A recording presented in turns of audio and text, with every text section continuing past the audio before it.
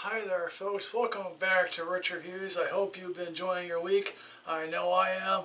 Let's get on with it, folks. So considering the fact that we're near that point of the year where everything tries to be an Oscar awards contender, folks, our next film happens to be Battle of the Sexes, and this is co-directed by the people who made Little Woman of Sunshine, and this is written by Simon Boyfy. And you would think to yourself, with that casting of directing and writing, and along with the cast of Emma Stone and Steve Carell, you would think to yourselves, okay, this is definitely a media awards contender here, folks. Sadly, this film is anything but that, folks. I'm sorry to tell you that.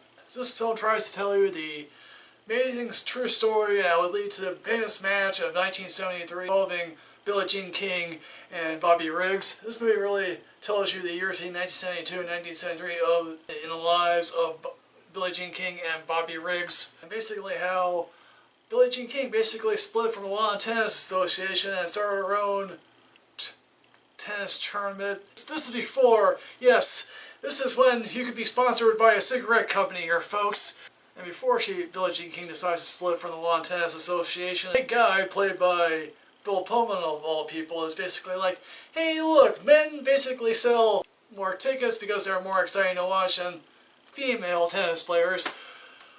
I don't know if this guy's alive, but hey look, Serena Williams has earned already $86 million and is more famous than most tennis players out there, or at least is the most recognizable tennis player currently. And one of the more fascinating things about this film here is that Margaret Court, another tennis player as depicted in this film, here is depicted as a second-rate player, when if you actually look up online, she actually has a fairly impressive tennis resume. Margaret Court did go on to play Bobby Riggs. She ended up losing, and that's impressive for Billie Jean King to challenge Bobby Riggs in the Battle of the Sexes tennis match. Of course, this movie tries to be something of a character study about both Billie Jean King and Bobby Riggs. Here's the thing, folks. Steve Carell is given less screen time than Stone, but here's the thing, at least with the Bobby Riggs material, at least there's something there, possibly, considering the fact that, yeah, you know, Riggs' career was on the downslope. He didn't really have anything else to do. He's married. The character here is married to Elizabeth Shue, of all people. Basically, she's at the end of her rope most days. She kicks him out of the house. And it's like, yeah, he realizes, yeah, I'm working myself as a male chauvinist and try to get Billie Jean King to play me. Actually, and if you actually look at the footage of Riggs and then you look at Carell, it's eerily similar. It's like, yes, he is the best part possibly about this film.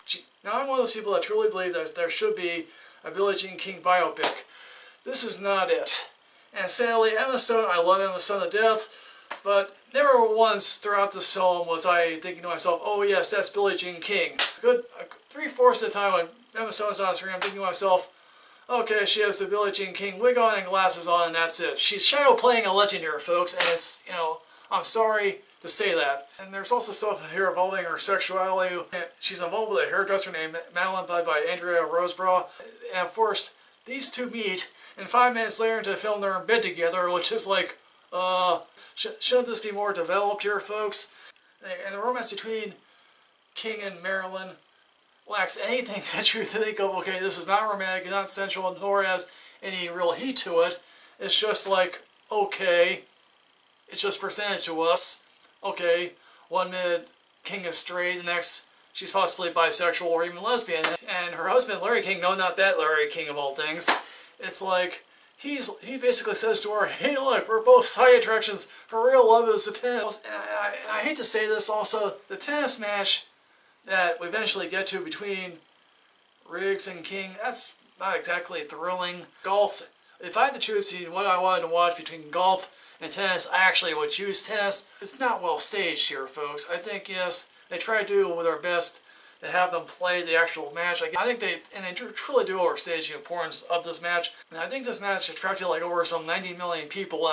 And basically the only other thing that gets that amount of attention is possibly the Super Bowl of all things. The biggest crime this film commits is this film is 2 hours long. I mean, it's like, I was going out to get a refill of my drink. I happened to glance at the clock on the wall as I was going to do that. It told me that I was an hour into the film. I said to myself, oh great, another hour of this. I mean, this really is a made-for-TV cable film. I know that there's a 2000 film involving Ron Silver and Holly Hunter as Riggs and King, maybe you'll find more enjoyment out of that. As I said, this feels like a made for TV film. This feels like a mid-90s made for TV film here. Why is Sarah Silverman in here? Why is Alan Cummings in this? And also I say this, I think without Emma Stone and Steve Carell, I think this would have been a worse picture. At one point, someone dropped out and Brie Larson was supposed to come into this. So I don't know if Larson could have done a better job with this material. Maybe if she had a better script, maybe she could have done a better job. This film really does fail the talents of Stone and Carell. It just does. Yeah.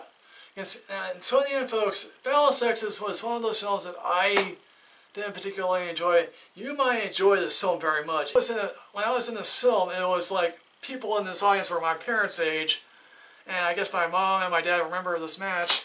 And so I'm going to say here, folks, Battle of Sexes to me is a Netflix rental. If you really feel like you want to go to see this film, go see it. But otherwise, wait for this film to come out on DVD or streaming or whatever else there is.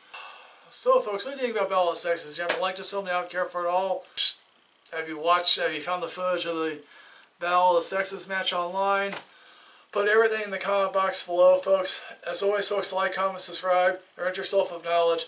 I'll see you next time, folks.